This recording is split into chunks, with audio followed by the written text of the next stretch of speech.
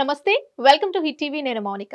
ఈరోజు మనతో పాటు ఉన్నారు తెలంగాణ బీజేపీ ఓబీసీ మోర్చా రాష్ట్ర అధ్యక్షులు ఆలె భాస్కర్ గారు ఉన్నారు.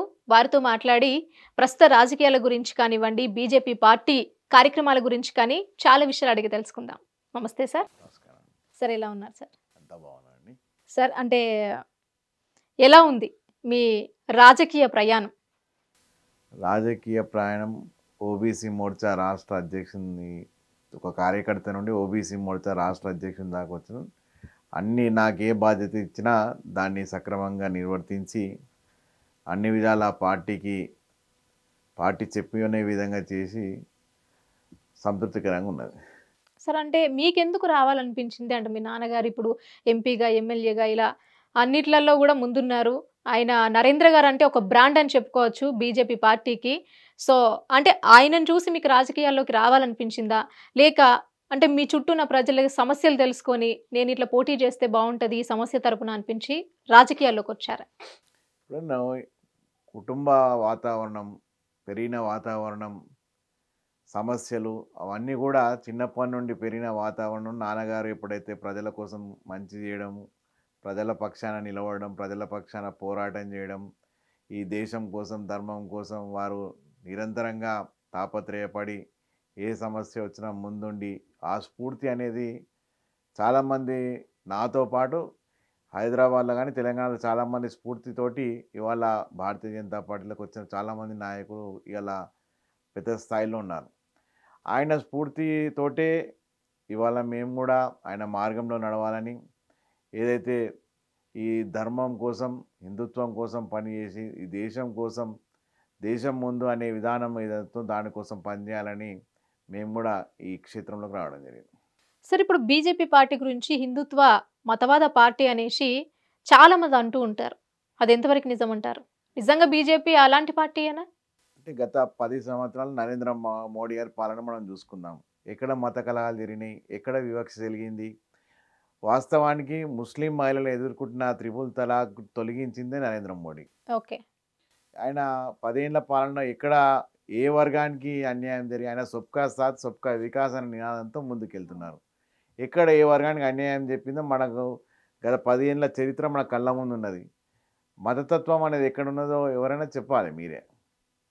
ఎక్కడ ఏ వర్గానికి అన్యాయం చెప్పిందో మీరు అందరు చూస్తున్నారు కాబట్టి మీరు చెప్తే నేను చెప్తా దానికి సమాధానం. Okay sir. అంటే బీజేపీ ఇప్పుడు మోదీ గారి ప్రభుత్వం గత 9 సంవత్సరాలలో ప్రభుత్వానికి ఏం చేసింది?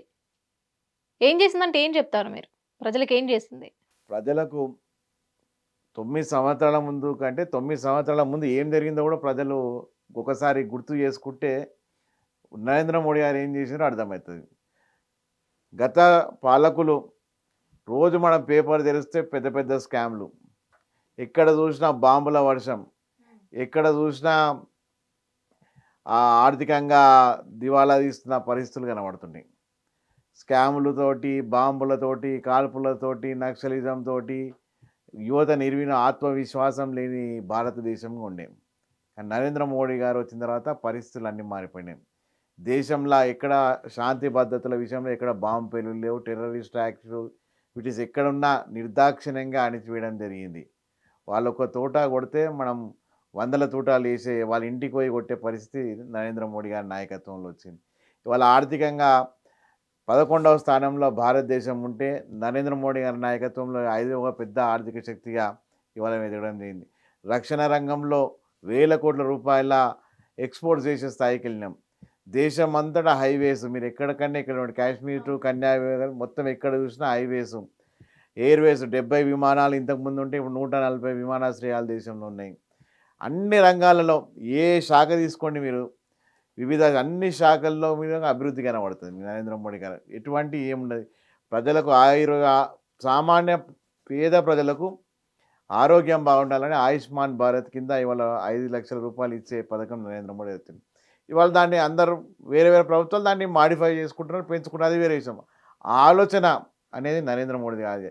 పేదలు ఆరోగ్యం కోసం తమ ఆస్తులు కానీ అప్పులు పాలు కావద్దనే ఆలోచన ఒకటి. స్త్రీలు అట్నే విధంగా మన గ్రామీణ ప్రాంతాల్లో ఇబ్బంది పడుతుండేవాళ్ళు.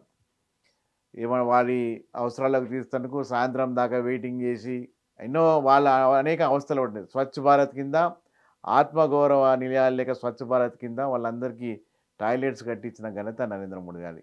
ఈరోజు టాయిలెట్స్ లేని గ్రామం, టాయిలెట్స్ లేని ఇల్లు లేకుండా ఉన్నదంటే దానికి పెద్ద ఎత్తున అటువంటి కార్యక్రమం తీసుకున్న నరేంద్ర మోడీ. పేదలు ఈ కట్టెల పొయ్యి మీద ఉండి 100 సిగరెట్ల పొగ పీలుస్తున్నారని మహిళలు, దానికి ఉండదు అట్లా ఆ విధంగా మహిళలు ఉండొద్దని చెప్పి వాళ్ళకు ఉజ్వల గ్యాస్ కనెక్షన్స్ ఇచ్చింది. అదేవిధంగా రైతులు ఇప్పుడు మనం చూస్తున్నాం, మన దగ్గర రైతు బంధు అని ఇస్తున్నారు, ఎకరానికి 5,000 వీళ్ళు పెంచుతా అంటారు, అది వేరే విషయం. కానీ నరేంద్ర మోడీ గారు ఏమంటున్నారంటే భూమితోటి సంబంధం లేకుండా కౌలు రైతు పండించినా ఏ రైతు పండించినా ఎకరానికి దాదాపుగా ఒక పంటకు 9,000 సబ్సిడీ, అంటే 2 పంటలు కానీ 18,000 రూపాయలు సబ్సిడీ ఎరువుల కింద నరేంద్ర మోడీ గారు ఇస్తుంది. అదేవిధంగా కొన్న ప్రతి గింజ, పండించిన ప్రతి గింజ ఇవాళ ఎవరు కొంటున్నారంటే నరేంద్ర మోడీ గారు కొంటున్నారు. అంతేకాకుండా ఇవాళ ప్రతి కుటుంబానికి 5 కిలోల బియ్యం ఉచితంగా నరేంద్ర మోడీ గారు ఇస్తారు. ఇవాళ గత 2 సంవత్సరాలకేంచి ఇస్తూనే ఉన్నారు, కరోనాకేంచి ఇంకా 5 సంవత్సరాలు కూడా దాన్ని పొడిగించడం జరిగింది. ప్రపంచమంతా ఏ వ్యాక్సిన్ కొనగన్నా దాని తర్వాత 5 ఏళ్ళకో 10 ఏళ్ళకో భారతదేశానికి వచ్చేది. అటువంటిది ప్రపంచంలో ఎప్పుడైతే కరోనా వ్యాక్సిన్ కనుగొన్నారో భారతదేశంలో కూడా కరోనా వ్యాక్సిన్ కనుగొని ఈ 130 కోట్ల భారతీయులను క్షేమంగా సురక్షితంగా ఉంచిన ఘనత నరేంద్ర మోడీ. చెప్పుకుంటూ పోతే అన్ని రంగాలలో యువతలో ఆత్మవిశ్వాసం పెరిగింది. అలా వాణిజ్య రంగం కానీ, వ్యాపార రంగం కానీ, ఏ రంగం తీసుకున్నా ఇవాళ ప్రపంచానికి ధీటుగా ఇవాళ విదేశాంగ నీతి ఎట్లుందంటే ప్రపంచం అంతా మెచ్చిన నాయకుడు నరేంద్ర మోడీ గారు. ప్రపంచ దృష్టిని ఆకర్షించి ప్రపంచానికి భారతదేశం గొప్పతనాన్ని చాటి చెప్పింది నరేంద్ర మోడీ. మరి అలాంటి నరేంద్ర మోదీ ప్రభుత్వం ఎందుకు అధికారంలోకి రాలేకపోతుంది? ఎందుకంటే 2 సార్లు అధికారంలోకి వచ్చింది కదా. అంటే ఇప్పుడున్న పరిస్థితుల్లో మేము అంటే 3వసారి కూడా నరేంద్ర మోడీ గారే వస్తారు. ఓకే, 2 సార్లు నరేంద్ర మోడీ గారు వచ్చారు. ఇప్పుడు అంతకంటే ఎక్కువ మెజారిటీతో నరేంద్ర మోడీ, దేశానికి నరేంద్ర మోడీ గారు కావాలని ప్రజలందరూ ముక్త కంఠంతో నిలుస్తున్నారు. ఓకే, దేశం మొత్తం కూడా దేశానికి ప్రధానమంత్రి నరేంద్ర మోడీ గారే ఉండాలని సంపూర్ణ విశ్వాసం. అంటే 10 ఏళ్ళు ఆయన చెరగని ఆయన ఆదరణ ఎక్కడ మాత్రం చెరగలే. ఎటువంటి అవినీతి మచ్చ లేదు, ఎటువంటి కుటుంబ పాలన లేదు. అటువంటి సమర్థవంతమైన పాలన భారతదేశానికి అవసరమని ప్రతి ఒక్క భారతీయుడు గర్వంగా ఇవాళ మరొకసారి ఆయనకు అవకాశం ఇద్దామని ఎదురు చూస్తున్నారు. ఓకే సార్, అంటే ఇప్పుడు బీజేపీ పార్టీకి ప్రజలు ఏ నమ్మకంతో ఓటేయాలంటారు మీరు? ఇప్పుడు నేను ఇన్ని అని చెప్పినా కదమ్మా. అంటే ఇప్పుడున్న కేసీఆర్ ప్రభుత్వం కానివ్వండి, ఇప్పుడు రాష్ట్ర పరిస్థితులు చెప్తా నేను. అంటే రాష్ట్ర పరిస్థితులు అంటే ఇప్పుడు కేసీఆర్ ప్రభుత్వం ఉంది, మేము ఇన్ని చేసాము, ప్రజలకు అన్ని చేసాము, ప్రతి ఒక్కటి మేమే చేసామని కేసీఆర్ ప్రభుత్వం చెప్తుంది. సో ఇప్పుడు వచ్చే ఎంపీ ఎలక్షన్స్కి కానివ్వండి, లేకుంటే ఇంకా ఏవైనా ఎలక్షన్స్కి కానివ్వండి, బీజేపీకి ఓటు వేయాలంటే ప్రజల నుంచి ఏం కోరుకుంటున్నారు? అంటే మీరు ఎలాంటి హామీలు ఇస్తారు ఇప్పుడున్న పరిస్థితుల్లో? ప్రజలకు, దేశానికి నరేంద్ర మోడీ ఉండాలని అందరి వైఖరి, అందులో ఎటువంటి ఎవరికి ఏం సందేహం లేదు. వేరే నాయకత్వాన్ని ఎవరు కోరుకుంటలేని మోడీ గారి నాయకత్వమే సమర్థవంతమైన నాయకం అని చెప్పి ప్రతి ఒక్కరు కోరుకుంటున్నారు. రాష్ట్ర ఎన్నికల్లో ముఖ్యమంత్రి మీరు రాష్ట్ర పరిస్థితులు రాష్ట్రంలో ఎందుకు రాలేదని అడుగుతున్నట్టు బహుశా. రాష్ట్రంలో కూడా కేసీఆర్కి వ్యతిరేకంగా బలమైన ఒక సమర్థవంతమైన ఫోర్స్ నిర్మాణం చేసింది భారతీయ జనతా పార్టీ. ఓకే, ప్రజలలో ఉన్న ఆవేశాన్ని, ఆక్రోశాన్ని బయటికి తెచ్చింది భారతీయ జనతా పార్టీ. కొన్ని కారణాల వల్ల దాన్ని కాంగ్రెస్ క్యాప్చర్ చేసుకోవడం జరిగింది. అనుకున్నంత ఫలితాలు రాలేదు. అంత మాత్రం మేము 1 సీటుకేంచి 8 సీట్లు వచ్చినాం. 6.5% ఉన్న ఓటు బ్యాంకు ఇవాళ దాదాపుగా 15% చేరుకున్నది. అంత పాజిటివ్గానే ఉన్నది. ఈ దాదాపుగా డబల్ డిజిట్ ఫిగర్లలో లోక్సభ కూడా ఈసారి గెలవబోతుంది భారతీయ జనతా పార్టీ తెలంగాణలో. ఓకే, ఇప్పుడు కేసీఆర్ ప్రభుత్వం వచ్చినప్పటి నుంచి ప్రజలు ఎలాంటి ఇబ్బందులు పడుతున్నారో, స్టూడెంట్స్ ఎలాంటి ఇబ్బందులు పడుతున్నారో మీరు అన్నీ మీ కళ్ళతో చూస్తూ ఉన్నారు. సో మీరు అధికారంలోకి వస్తే అంటే ప్రజలకు కానివ్వండి, స్టూడెంట్స్ కానివ్వండి, ఒక రైతుకు కానివ్వండి, ఒక నిరుద్యోగికి కానివ్వండి, ఎలాంటి హామీలు ఇస్తారు? మొన్ననే ఎలక్షన్స్ అయిపోయినాయి, కొత్త ప్రభుత్వం ఏర్పడ్డది. ఆ ప్రభుత్వం వాళ్ళు ఇచ్చిన హామీలను నెరవేరుస్తే మంచిది. లేకపోతే కేసీఆర్ మీద ఏ విధమైన పోరాటం చేసినామో రాజీ లేని పోరాటం ఈ ప్రభుత్వం కూడా అదే విధంగా పోరాటం చేసి వాళ్ళు ఇచ్చిన హామీలను, వాళ్ళు కల్పించిన ఆశలను ఏదైతే ప్రజలలో ఆశలు కల్పించారో అవన్నీ నెరవేర్చేదాకా వాళ్ళని వదిలిపెట్టాం. ఖచ్చితంగా కేసీఆర్ సరిగ్గా చేయలేదని చెప్పి ప్రజలు ఆల్టర్నేటివ్గా కేసీఆర్ కోపం తోటి ఇలా కాంగ్రెస్ని గెలిపించారు. వీళ్ళు కూడా చాలా మటుకు హామీలు ఇచ్చారు, ఆశలు అన్నీ వాళ్ళకి ఆర్థిక పరిస్థితులు కూడా తెలుసు, రాష్ట్ర ఆర్థిక అయినప్పటికీ కూడా వాళ్ళ హామీలు వాళ్ళు ఇచ్చారు. అవన్నీ కూడా నెరవేర్చే విధంగా భారతీయ జనతా పార్టీ రాజీ లేని పోరాటం చేస్తుంది. అంటే ఒకప్పుడు 16,000 కోట్లున్న మన అప్పు ఇప్పుడు 16 లక్షల కోట్లకు చేరింది. అంటే గత ప్రభుత్వం ఇచ్చిన హామీల గురించి కానివ్వండి, లేకుంటే ఇంకేదైనా కానివ్వండి, అవన్నీ తెలిసి కూడా ప్రస్తుతం అధికారంలో ఉన్న ప్రభుత్వం ఇలాంటి 6 ఫ్రీ గ్యారంటీలను ఇస్తాము అని ప్రకటించారు.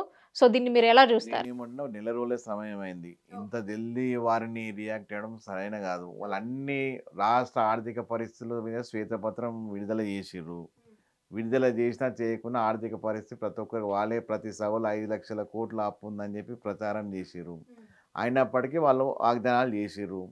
వాళ్ళ స్ట్రాటజీ ఏమున్నది, వాళ్ళు ఏ విధంగా అమలు చేస్తారో కొద్దిగా వాళ్ళకు కూడా 100 రోజుల సమయం అడిగారు. ఇంకా నెల రోజులే అయింది. ఇంత జల్దీ వాళ్ళ మీద ఏదో మాట్లాడడం సరైన పద్ధతి అని నేను అనుకుంటున్నాను. సార్ ఇప్పుడు కేసీఆర్ ప్రభుత్వం గారి గురించి మాట్లాడితే, గత ప్రభుత్వం గురించి, కేసీఆర్ గారు అంటే తెలంగాణలో ఒక బ్రాండ్ అని వాళ్ళు చెప్పుకున్నారు. వాళ్ళ కార్యకర్తలు కానివ్వండి, వాళ్ళ పార్టీ మెంబర్స్ కానివ్వండి. ఇప్పుడు అంత పేరున్న కేసీఆర్ గారు ఇంత జనం ఇంత వ్యతిరేకించడం అసలు దీని వెనుక కారణాలు ఏంటంటారు? రాజకీయంలో ఎవ్వరూ శాశ్వతం కాదు. ఇందిరాగాంధీ గారు ఓడిపోయారు, ఎన్టీ రామారావు గారు ఓడిపోయారు. వీరు ఓడిపోవడం పెద్ద అది ప్రజాస్వామ్యంలో ఎంత పెద్ద నియంత అయినా ప్రజలకు మేలు చేయనప్పుడు ఈ పరిస్థితి వస్తుంది ఖచ్చితంగా. వాళ్ళ అహంభావం, వాళ్ళ అహంకారం, వాళ్ళ కుటుంబ పాలన, వాళ్ళ అవినీతి, వాళ్ళ తుష్టీకరణ ఇవన్నీ కూడా దానికి కారణాలు. ఖచ్చితంగా అవన్నీ కూడా దృష్టిలో పెట్టుకొని ఈ ప్రభుత్వం తెలంగాణ ప్రజలకు న్యాయం చేయాలని మేము కోరుకుంటున్నాం. ఓకే. ప్రస్తుత రేవంత్ రెడ్డి గారి పాలన మీకు ఎలా అనిపిస్తోంది? ఇప్పుడే కదమ్మా కొత్తగా ఇప్పుడే ఉంటుంది. వాళ్ళకి 100 రోజుల్లో వాళ్ళ 100 రోజుల్లో అన్ని హామీలు పూర్తి చేస్తున్నారు.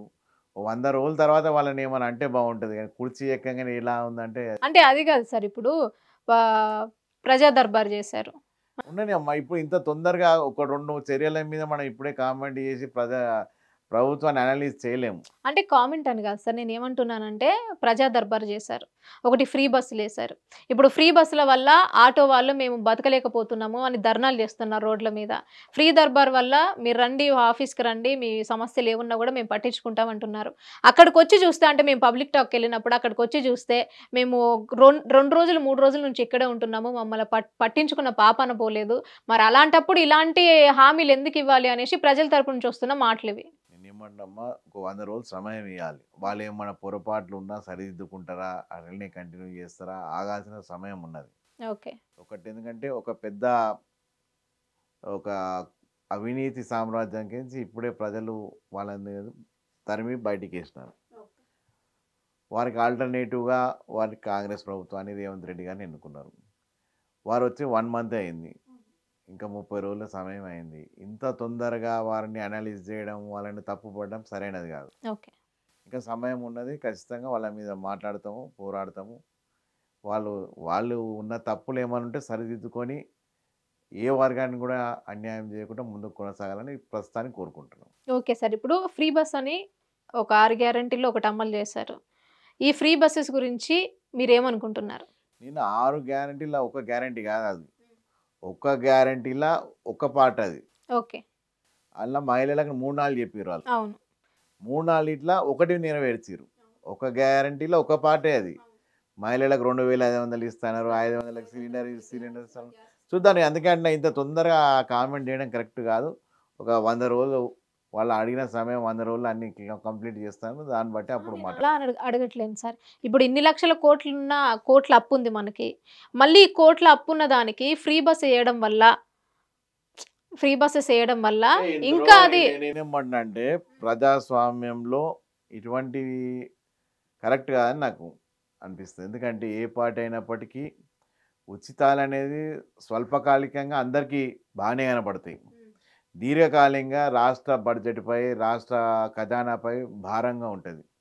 అవన్నింటిని గమనించి చేస్తే ఏ ప్రభుత్వం హామీ ఇస్తే ఈ టెంపరరీ ఏదో ఓట్ల కోసం ఇవన్నీ చేస్తే అది కరెక్ట్ కాదని నా ఆలోచన, ఓకే, నా అభిప్రాయం అది. వైఎస్ఆర్ టీపీ షర్మిల గారి గురించి మీకు చెప్పాల్సిన అవసరం లేదు. తను ఒక 3000 కిలోమీటర్ల పాదయాత్ర చేశారు. కేసీఆర్ ప్రభుత్వం మీద కొట్లాడారు. సో, తనిప్పుడు కాంగ్రెస్ పార్టీలో విలీనమయ్యారు. సో, అది మీకెలా అనిపిస్తుంది? వాళ్ళ రాజకీయ నాయకులు వాళ్ళ పర్సనల్ ఎజెండా వాళ్ళది. అంటే వాళ్ళ అభిప్రాయం వాళ్ళకుంటది. వాళ్ళు తెలంగాణలో ఇన్ని రోజులు సమయం ఇచ్చి పనిచేసినారు.